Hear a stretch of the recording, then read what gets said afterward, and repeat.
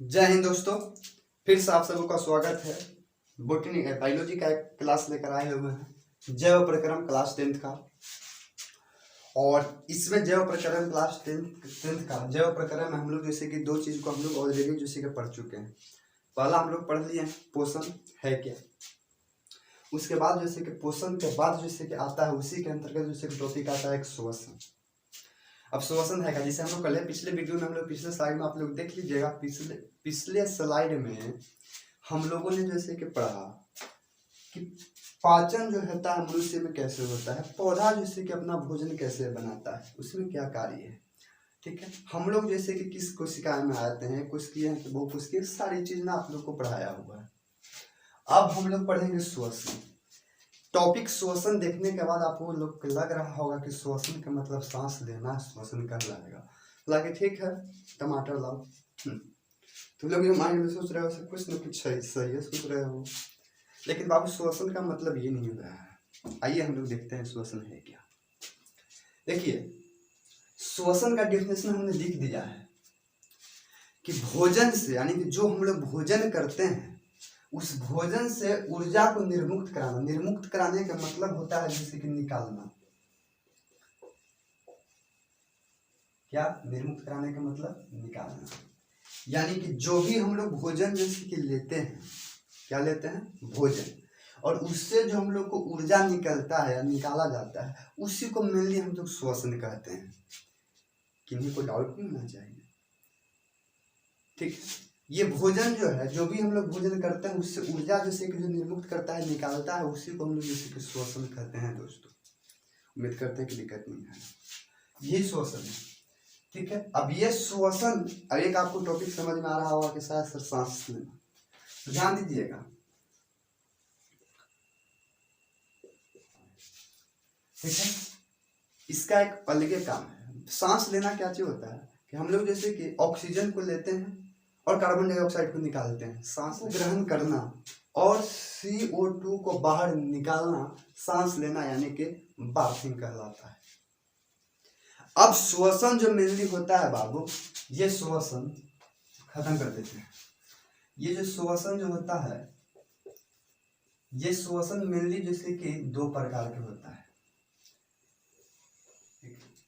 श्वसन जो है हम लोग में मेनली जैसे कि दो प्रकार का होता है। हम दिखाएंगे एक स्ट्रक्चर बनाकर, उसको क्रियाकलाप भी किया जाएगा। ठीक है, क्रियाकलाप करेंगे। श्वसन दो प्रकार की होती है। एक होता है वायवीय श्वसन, वायवीय श्वसन, और दूसरा का होता है अवायवीय श्वसन।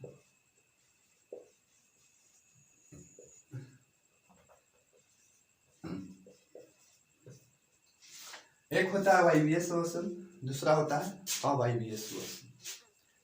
वायवीय श्वसन क्या है? हम लोग जो सांस लेते हैं, श्वसन जो हम लोग करते हैं, ये वायवीय में आता है, यानी कि वायु की उपस्थिति में हम लोग कार्य करते हैं।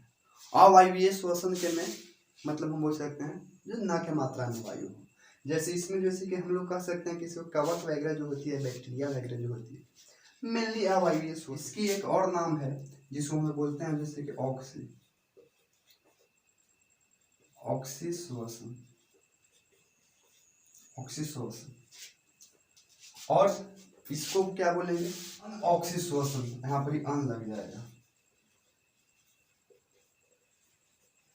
अनऑक्सीश्वसन। ठीक है, तो श्वसन, ऑक्सीश्वसन और अश्वसन यानी कि अनऑक्सीश्वसन।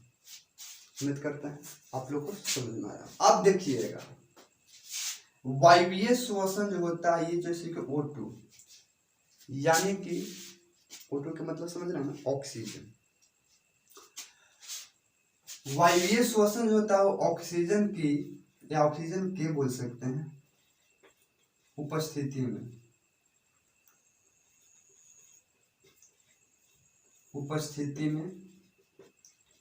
होता है। वायवीय श्वसन जो होता है ऑक्सीजन की उपस्थिति में होता है, और अवायवीय श्वसन जो होगा, वायवीय श्वसन जो होता है वो ऑक्सीजन की उपस्थिति में होगा, और अवायवीय श्वसन जो बोलेंगे वो अनुपस्थिति में होगा, यानी कि वायु के बिना उपस्थिति में हो। इस तरह से आप उम्मीद करते हैं कि एक डेफिनेशन लिखते जा रहे हैं, इसके जस्ट अपोजिट बनेगा, क्योंकि वायवीय जो है और अवायवीय, वायवीय के जस्ट उल्टा अवायवीय है।